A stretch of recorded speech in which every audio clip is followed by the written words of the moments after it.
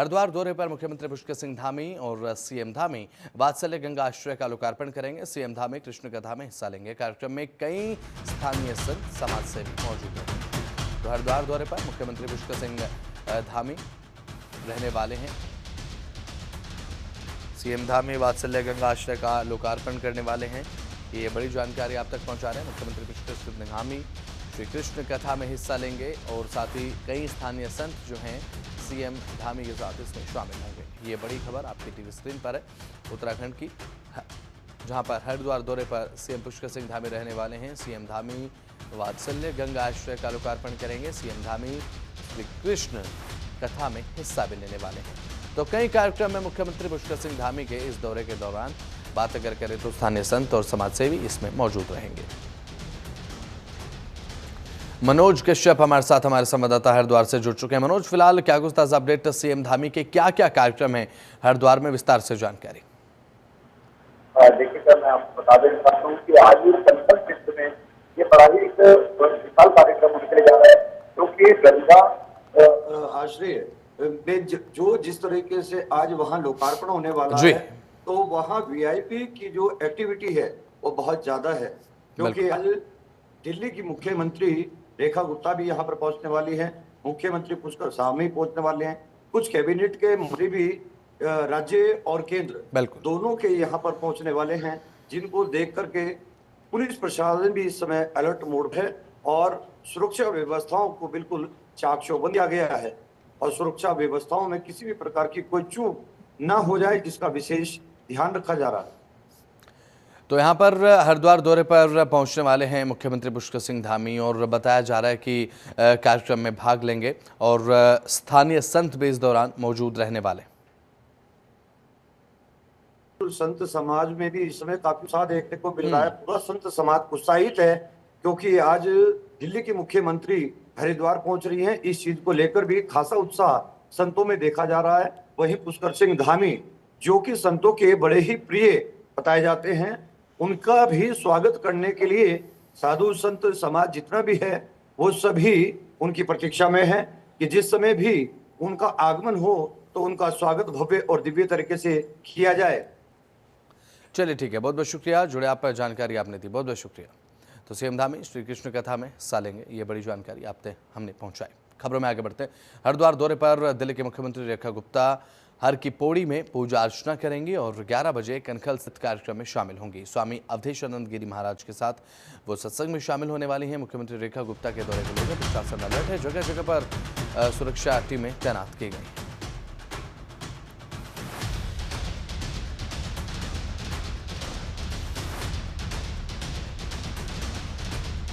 तो 11 बजे कनखल स्थित कार्यक्रम में शामिल होंगी मुख्यमंत्री रेखा गुप्ता, क्योंकि दिल्ली की मुख्यमंत्री आज हरिद्वार के दौरे पर रहेंगी और स्वामी अवधेशानंद गिरी जी महाराज के साथ सत्संग में भी वो हिस्सा लेने वाली हैं।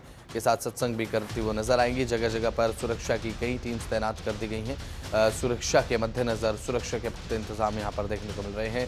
तो हरिद्वार दौरे पर दिल्ली की मुख्यमंत्री रेखा गुप्ता रहने वाली हैं। हर की पौड़ी में पूजा अर्चना वो करेंगे।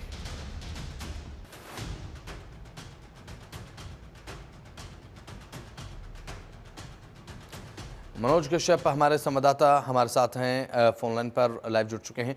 और फिलहाल मनोज, बात अगर की जाए जिस तरीके से दिल्ली के मुख्यमंत्री रेखा गुप्ता हरिद्वार पहुंचेंगी, सबसे पहले हर की पौड़ी पर उनका कार्यक्रम है, उसके बाद स्वामी महाराज अवधेशानंद गिरी जी के साथ भी सत्संग में वो भाग लेंगी। किस तरीके से क्या क्या कार्यक्रम हैं, विस्तार से जानकारी दीजिए। सिलसिलेवार तरीके से किस समय पहुंचेंगी, क्या क्या कार्यक्रम हैं और सुरक्षा को लेकर इंतजाम क्या क्या है, ये भी देखिएगा। जिस समय जो प्रोटोकॉल है, प्रोटोकॉल के अनुसार सबसे पहले सीधे हर की पौड़ी का रुख दिल्ली के मुख्यमंत्री के द्वारा किया जाएगा, जहां पर गंगा पूजा अर्चना करने के पश्चात ही कनखल स्थित आश्रम में पहुंचेंगी, जहां पर उनके भव्य स्वागत की तैयारियां पहले से संत समाज के द्वारा की जा चुकी हैं। वहीं अगर सुरक्षा व्यवस्था की बात करें तो सुरक्षा व्यवस्था को लेकर भी व्यवस्थाएं चाक चौबंद है, जैसा कि अभी आपने भी बताया है। और प्रोटोकॉल के अनुसार अवधेशानंद गिरी महाराज के संग कृष्ण सत्संग में भी भाग लेने वाली हैं, जहां पर उनके लिए व्यवस्थाएं अलग से की गई हैं, क्योंकि दिल्ली की मुख्यमंत्री के लिए जो व्यवस्थाएं की गई हैं वो वाकई एक हैरान करने वाली और चौंकाने वाली हैं, क्योंकि अचानक से ये दौरा कहीं ना कहीं राजनीति में एक नई उथल पुथल का भी संदेश चलिए देता ठीक है, बहुत नजर बहुत आ रहा शुक्रिया है। मनोज, जुड़े आप, जानकारी आपने दी, बहुत बहुत शुक्रिया आपका। तो जगह जगह पर सुरक्षा के इंतजाम जो है वो देखने को मिलेंगे। खबरों में आगे बढ़ते हैं। चारधाम यात्रा ने रफ्तार पकड़ी है, 18 साल के पार हो चुका है अभी आंकड़ा। 18 लाख से ज़्यादा श्रद्धालु जो है वो अब चारधाम यात्रा में शामिल हुए हैं। बढ़ती जा रही है श्रद्धालुओं की भीड़ और चारधाम यात्रा में श्रद्धालुओं की भीड़ लगातार देखने को मिल रही है। श्रद्धालु देश विदेश से बड़ी संख्या में चारधाम यात्रा में पहुंच रहे हैं। अभी तक 18 लाख से ज़्यादा श्रद्धालु चारधाम की यात्रा कर चुके हैं।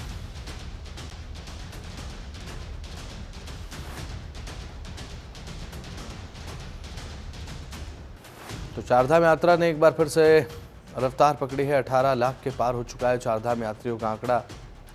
ये बड़ी जानकारी आप तक पहुंचा रहे हैं। श्रद्धालुओं की जो भीड़ है वो बढ़ती जा रही है।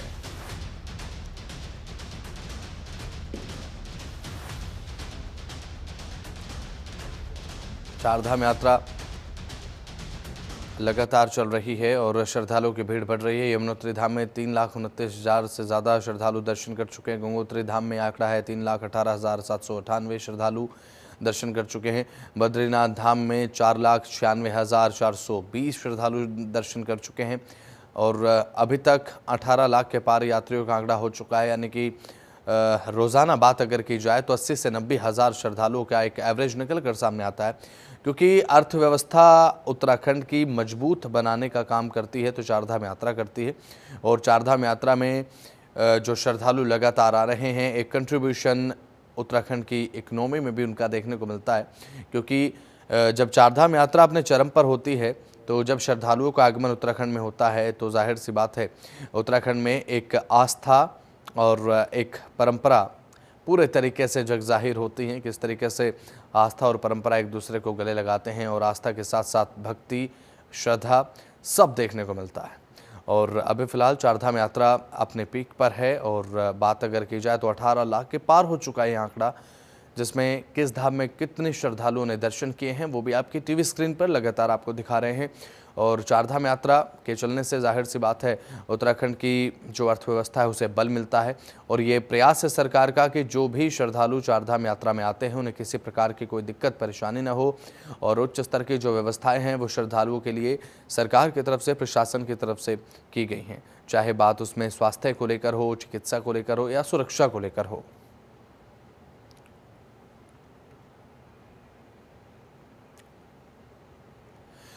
पुष्कर सिंह नेगी हमारे संवाददाता हमारे साथ फोन लाइन पर जुड़ चुके हैं। पुष्कर, कुछ ताज़ा जानकारी है जिस तरीके से चारधाम यात्रा लगातार चल रही है और बताया जा रहा है कि 18 लाख के पार कर चुका है आंकड़ा, आंकड़े को लेकर अपडेट्स और फिलहाल व्यवस्थाएं क्या हैं श्रद्धालुओं के लिए वो भी बता दीजिए। बिल्कुल, देखिए वसंत, जैसे आपने कहा कि जो है चारधाम यात्रा हमारी 30 अप्रैल से शुरू हो गई थी। बद्रीनाथ हो, चाहे केदारनाथ हो, गंगोत्री हो, यमुनोत्री है, हजारों की संख्या में लोग जो है चारों धामों के दर्शन करने के लिए जो उत्तराखंड पहुंच रहे हैं। अगर लगातार यात्रियों का जो हुजूम है उत्तराखंड के चारों धामों में हमको देखने को मिला है। जैसे आपने भी कहा कि जो 18 लाख के करीब जो है यात्री जो है दर्शन करके जा चुके हैं और सबसे ज्यादा दर्शन जो है केदारनाथ धाम की अगर बात करी जाए तो 6 लाख से ऊपर लोगों ने यहाँ पे अभी तक जो है दर्शन कर दिए हैं। तो कहीं ना कहीं जो चारधाम यात्रा हमारी 30 अप्रैल से शुरू हुई थी उसको लेकर जो है प्रशासन ने पहले ही अपनी पूरी व्यवस्थाएं की थी, चाहे वो आपदा से लेकर हो या आपको जो है स्वास्थ्य से लेकर हो या सड़कों से लेकर हो, बिजली हो, पानी हो या रहने की व्यवस्था हो, तमाम सारे व्यवस्थाएं जो है सुचारू कर दी गई थी। लेकिन अभी जो है पीक पॉइंट है क्योंकि इस बार जो है मानसून भी जो है उत्तराखंड में जो 5 दिन पहले पहुंच रहा है। तो कहीं ना कहीं जो यात्रा जो है हमारी चारधाम यात्रा जो 2025 की चारधाम यात्रा है उसका रिकॉर्ड कायम करती है। कि अगर मैं पिछले सालों की बात करूं बसंत, तो पिछले साल जो है 55 लाख से ऊपर लोग जो है चारधाम की यात्रा करके जो है उत्तराखंड के जा चुके थे। लेकिन इस बार की जो यात्रा है लगातार जो है यात्री उत्तराखंड पहुंच रहा है। अगर बद्रीनाथ की बात करें तो यहाँ जो है 15 से 20 हजार लोग जो है शाम के टाइम पे पहुंच रहे हैं। अगर केदारनाथ धाम की बात करी जाए तो यहाँ पे जो है 30,000 की जो कैपेसिटी है। तो लगातार यात्री जो है गंगोत्री यमुनोत्री की अगर बात करी जाए तो 20 और 10,000 के बीच प्रत्येक दिन जो है यात्री यहाँ पे पहुंच रहा है। हालांकि मौसम भी जरा दखलअंदाजी कर रहा है, क्योंकि शाम के टाइम पे जो है पूरे जी। उत्तराखंड में जो बारिश देखने को मिली है। लेकिन यात्रियों की जो श्रद्धा है, या यात्री जो है उत्तराखंड में पहुंच रहा है, चाहे बारिश हो, चाहे आंधी हो, चाहे तूफान हो, यदि कहीं पर रोड बंद हो जाता है तो यात्री जो है घंटों यहाँ पे इंतजार करता है उसके रोड खुलने का। उसके बाद जो है चारों धामों को प्रस्थान करता है। हालांकि ठीक कल है की पुष्कर, अगर मैं क्योंकि बात करूँ देखिए तो अभी जिस तरीके से आईएमडी विभाग, मौसम विभाग की तरफ से कहा गया कि मानसून का आगमन जो है वो हो सकता है कि पहले हो जाए, और क्योंकि पहाड़ी एरिया है, चारधाम यात्रा पहाड़ों में संचालित होती है, और जब मानसून आता है, बरसात होती है, तो पहाड़ों में परिस्थितियां विकट हो जाती है, तो प्रशासन की चुनौती भी बढ़ रही है। और मानसून को लेकर चारधाम यात्रा के दरमियान क्या कुछ तैयारियां प्रशासन की धरातल पर नजर आ रही हैं? दावों से इत्र मैं बात कर रहा हूं पुष्कर, ये बता दीजिए। बिल्कुल बिल्कुल, देखिए बसंत, आपने सही कहा कि जब बारिश हो जाती है या आपदाएं आ जाती है, इसको लेकर धरातल पे जो भी विभाग होता है, वो आपका जो है पीडब्ल्यूडी विभाग हो, या आपका जो है पीएमजेएसवाई की जो सड़कें हों, या जो आपका जो है एनएच के जो नेशनल हाईवे हो, ये बंद हो जाते हैं। यात्रियों को जो है रोड खुलने का जो है घंटों घंटों इंतजार करना है। कल ही जो है मुख्यमंत्री पुष्कर सिंह धामी ने जो एक आपदा को लेकर एक बैठक भी ली है, क्योंकि मानसून पहले आ रहा है, तो कहीं ना कहीं जो यात्रा हमारी चल रही है, क्योंकि जून का महीना पिछले सालों की अगर बात करी जाए वजन, तो पिछले सालों के बच्चा पूरे जून जो है यात्रा चलती थी। लेकिन इस बार जो है मानसून का पहले आना और उत्तराखंड सरकार की जो तैयारियां हैं आपदा की हो, चाहे आपका एसडीआरएफ, एनडीआरएफ, और इनकी जो धरातल पे आपने देखा ही होगा कि पुलिस प्रशासन की तो डबल जिम्मेदारी बढ़ जाती है। लेकिन धरातल की जैसा आपने बात करी, सड़कों की मैं बात करूंगा, क्योंकि जब सड़क आपदा आ जाती है, सड़कें बंद हो जाती है, 2-2 3-3 दिन तक बंद हो जाती है, तो इसको लेकर मुख्यमंत्री पुष्कर सिंह धामी ने जो है सख्त से सख्त निर्देश जो है जिला अधिकारियों को दिए हैं। चाहे वो पीएमजेएसवाई के एक्शन हो, या आपके पीडब्ल्यूडी के एक्शन हो, या आपके जो विद्युत विभाग के एक्शन हो, या आपका जो स्वास्थ्य विभाग की अगर बात करी जाए, स्वास्थ्य विभाग कोई ऐसी घटनाएं हो जाती हैं, स्वास्थ्य विभाग को त्वरित जो है यहाँ पे ऋषिकेश से लेकर आपका जो बद्रीनाथ, और ऋषिकेश से लेकर आपका गंगोत्री, यमुनोत्री और आपका केदारनाथ वाला रूट में जो है जगह जगह जो है हॉस्पिटल के छोटे छोटे कैंप भी लगाए हैं। तो कहीं ना कहीं व्यवस्थाएं तो अभी जब मानसून नहीं आता, तो व्यवस्थाएं तो धरातल पर दिख रही हैं। लेकिन जब मानसून आ जाता है, आपदाएं आ जाती हैं, या सड़कें बंद हो जाती हैं, या सड़कों को खोलने का काम जो है मशीनें जो है कम पहुंचती हैं, तो इसको लेकर जरूर सरकार की भी चिंताएं बढ़ जाती हैं और यात्रियों की भी चिंताएं बढ़ जाती हैं। लेकिन अभी की तैयारी की मैं बात करूं तो प्रशासन जो है लगातार अपनी तैयारियों पर जो है नजर बनाए हुए है, और मुखिया जो है पुष्कर सिंह धामी जो है लगातार जो है चारों धामों, चाहे वो बद्रीनाथ हो, चाहे केदारनाथ हो, गंगोत्री हो, यमुनोत्री, अपनी नजरें भी बनाए हुए हैं। और यात्रियों के स्वागत के लिए कल आपने देखा होगा कि कल एक कार्यक्रम भी जो है मुख्यमंत्री पुष्कर सिंह धामी के द्वारा यहाँ पे किया गया आपदा को लेकर। बसंत, बहुत बहुत शुक्रिया पुष्कर सिंह नेगी, जुड़े आप और जानकारी आपने दी। उत्तराखंड पुलिस मुख्यालय देहरादून की तरफ से जारी आदेश के तहत प्रदेश भर के कुल 57 उप निरीक्षकों को निरीक्षक पद पर पदोन्नति दी गई है। इस सूची में जनपद हरिद्वार के भी 10 उप निरीक्षकों के नाम शामिल हैं, जिनका प्रमोशन होने से जिला पुलिस महकमे में उत्साह का माहौल देखा गया है। पदोन्नत हुए उप निरीक्षकों में जहांगीर अली, वीरेंद्र चंद्र रमोला, नरेश कुमार, सुभाष चंद्र, चित्रगुप्त, नरेश सिंह, केदार सिंह, प्रदीप सिंह, मनोहर सिंह और विनोद प्रसाद शामिल हैं। एसएसपी कैंप कार्यालय हरिद्वार में कार्यक्रम का आयोजन देखने को मिला, जिसमें एसएसपी प्रमेंद्र सिंह डोभाल ने सभी नव पदोन्नत निरीक्षकों को खुद स्टार पहनाकर उनके नए दायित्वों की शुरुआत करवाई। इस मौके पर इस मौके पर एसपी क्राइम जो हैं और एसपी सिटी और एसपी भी मौजूद रहे।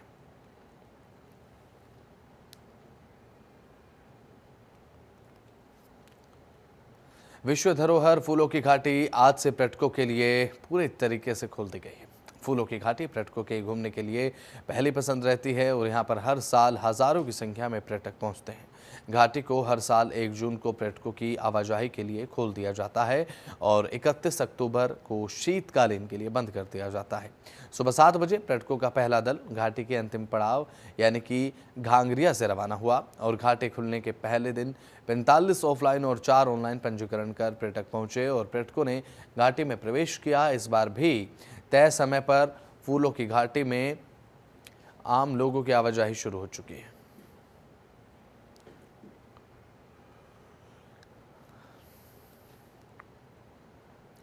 तो वहीं दून में कोरोना संक्रमण के मामले लगातार बढ़ते जा रहे हैं। 2 युवकों की कोविड रिपोर्ट पॉजिटिव पाई गई है। दोनों की फिलहाल स्थिति सामान्य है और वे घर पर ही आइसोलेटेड हैं।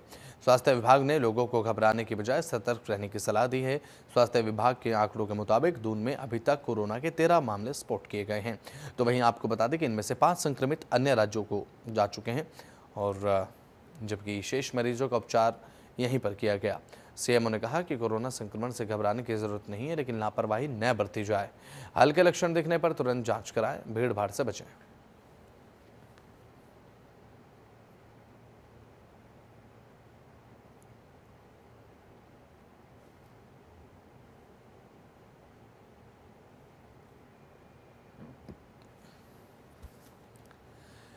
कटा पत्थर में पिकनिक मनाने गए 5 युवक नहाते समय नदी के बीच में बने टापू पर फंस गए। सूचना पर पुलिस और एसडीआरएफ की टीम मौके पर पहुंची। 2 घंटे तक चले बचाव अभियान के दौरान रिवर राफ्टिंग बोट की मदद से 5 युवकों को नदी से बाहर निकाला गया। तो वहीं अब युवकों का एक स्कूटर और एक बाइक नदी में बह गए। नदी के पानी का बहाव काफी तेज था। बचाव अभियान में करीब 2 घंटे का समय लग गया।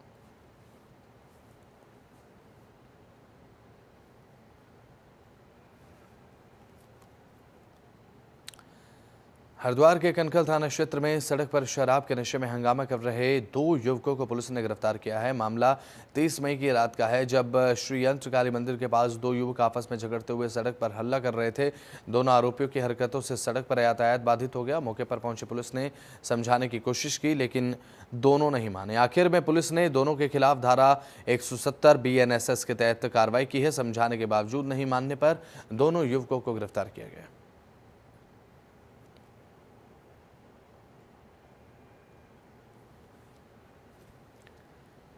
केंद्र की मोदी सरकार ने कृषि क्षेत्र में सुधार और विकास को बढ़ावा देने के लिए देश भर में विकसित कृषि संकल्प अभियान शुरू किया है। इस अभियान के शुभारंभ के मौके पर पीएम मोदी ने भारत के कृषि क्षेत्र को अधिक आधुनिक बनाने पर जोर दिया है। तो वहीं देहरादून के भारतीय मृदा और जल संरक्षण संस्था के निदेशक ने कहा कि उत्तराखंड के लगभग 75,000 किसानों को इसका लाभ दिया जाएगा और इस अभियान के तहत उत्तराखंड के 2 जिले इसमें शामिल किए गए हैं, हरिद्वार, देहरादून। और उन्होंने ये भी कहा कि इसमें हमारी विभाग की 7 टीम काम करेगी। 400 गांव इस अभियान के तहत शामिल हैं और 12 ब्लॉक भी। ये अभियान 15 दिन तक चलेगा। उत्तराखंड की 40 पंचायतें भी इसमें शामिल की जाएंगी।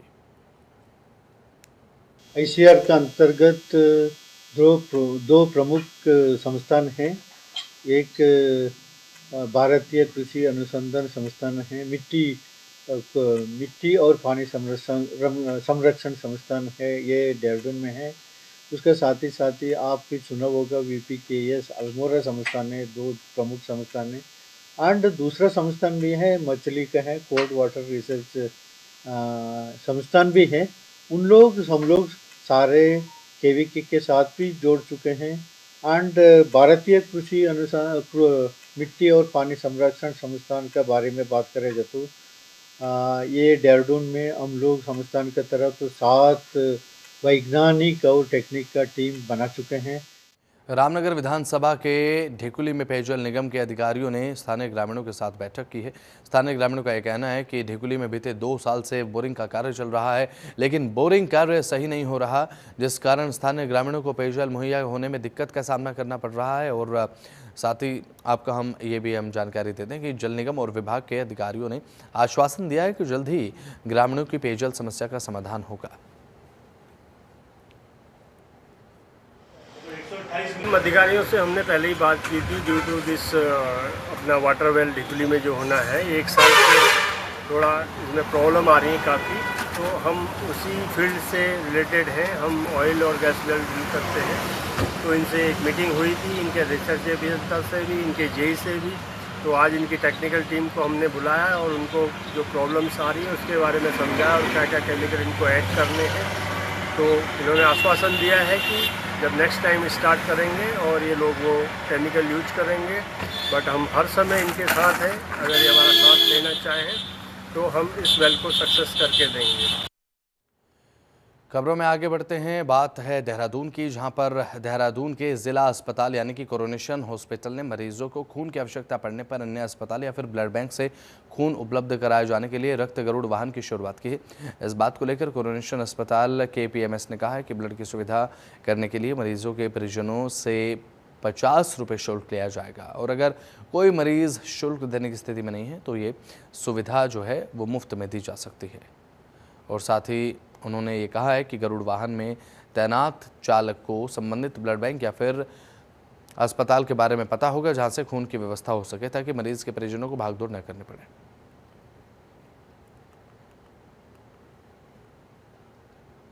जिलाधिकारी महोदय के सौजन्य से हमें जो है गरुड़ वाहन उपलब्ध कराया गया है। इसका नाम है रक्त गरुड़ वाहन। किसी पेशेंट को अगर ब्लड की ज़रूरत पड़ती है तो उसको अटेंडेंट को परेशान ना होना पड़े। मान लो हमारे यहाँ ब्लड बैंक नहीं है, उसको दून अस्पताल से लाना है या कहीं और से ब्लड लाना है, तो हमारे यहाँ से स्पेशल उसको व्हीकल दिया जाएगा जिसका नाम रक्त गरुड़ वाहन है। उसका चार्ज फिक्स होगा 50 रुपये, 50 रुपये से ज़्यादा नहीं पड़ेगा। और अगर वो पेशेंट गरीब है, 50 रुपये पे करने लायक नहीं है, तो वो पीएमएस के अनुरोध पर फ्री भी किया जा सकता है। लेकिन उसको सुनिश्चित किया जाएगा कि कहीं से भी ब्लड मिले, लेकिन वो ब्लड मिल जाए उसको, और खुद ना दौड़ना पड़े इधर-उधर, क्योंकि पेशेंट को, वो अटेंडेंट को पता नहीं होता कि कहाँ से लाना है। तो गरुड़ वाहन में हमारे जो ड्राइवर होगा उसको सब पता होगा कि कहाँ मिल सकता है। हम भी फ़ोन से कॉन्टेक्ट करेंगे कि भाई कहाँ आपके यहाँ ये ब्लड ग्रुप अवेलेबल है, हम उसको वहीं भेजेंगे, तो कोई उससे सुविधा होगी मरीज को। हरिद्वार के सराय में चल रहे एक मेले में अश्लील डांस का वीडियो वायरल हो रहा है और इमरान नाम के शख्स ने प्रशासन से मेले में झूला लगाने की परमिशन ली थी, लेकिन इस परमिशन की आड़ में बाहर से डांसर बुलाकर अश्लील डांस कराया जा रहा था। स्थानीय लोगों की शिकायत और सोशल मीडिया पर वीडियो सामने आने के बाद पुलिस ने मेले को बंद कर दिया। साथ ही आयोजक इमरान को कड़ी फटकार लगाते हुए सख्त हिदायत भी दी। में ये एक मेले की अनुमति ली गई थी जिसमें झूले लगाने की अनुमति थी, लेकिन बाद में जब वहाँ से ये जानकारी में आया, वहाँ के व्यक्तियों द्वारा शिकायत की गई कि मेले में डांस कराया जा रहा है, इस पर तत्काल पुलिस में जो है उस व्यक्ति के जो आयोजक है उसके विरुद्ध कार्रवाई करी है निरोधात्मक, और जो है उस मेले को और डांस को बंद करा दिया। हेली टिकट के नाम पर अवैध वसूली करने वाले 2 आरोपियों को पुलिस ने गिरफ्तार किया है, जबकि अन्य के खिलाफ कार्रवाई चल रही है। केदारनाथ धाम के लिए संचालित हेली टिकटों की कालाबाजारी या फिर ओवर रेटिंग से संबंधित मामले उजागर होते रहते हैं। अब एसपी रुद्रप्रयाग ने हेलीकॉप्टर टिकटों के नाम पर होने वाली कालाबाजारी को लेकर तत्काल कार्रवाई के निर्देश दिए हैं। अभियुक्तों को गिरफ्तार कर न्यायालय के समक्ष पेश किया गया। जल्द ही अन्य अभियुक्तों की भी गिरफ्तारी की जाएगी। ये केदारनाथ धाम में जो हेली सर्विस चलती है, इसको लेके जो हेली टिकट है, जिसमें 2 प्रकार के मुख्यतः फ्रॉड होते हैं। एक साइबर फ्रॉड से होता है जो साइबर ठग द्वारा किया जाता है, और एक ब्लैक मार्केटिंग के थ्रू टिकट जाता है। तो इसमें दोनों के लिए हमने अलग अलग स्ट्रैटेजीज बना के इसमें फाइट किया। साइबर की अगर बात करूँ तो पिछले साल हमें लगभग 650 कंप्लेंट मिली थी। इस साल अभी वो लगभग 12 से 13 है। तो हमारी जो डिजिटल वॉलंटियर और साइबर की टीम है उसने अच्छा काम इस बार किया है। जो अभी का करंट केस है ये ब्लैक मार्केटिंग से कंसर्न है, और इसमें लगभग 20 से 25 हज़ार रुपये लेके एक पर्टिकुलर लूपहोल इस पूरे सिस्टम में मिल गया कि जिसको एक्सेस है उस पर्टिकुलर डेटाबेस का या टिकट अवेलेबिलिटी का, उनके द्वारा ये कार्य किया जा रहा है। तो हमने इसमें 2 FIR पिछले 10 दिनों में लिखी थी। दोनों में भी विवेचना प्रगति बहुत अच्छे स्तर पे है। दोनों अलग अलग गिरोह हमने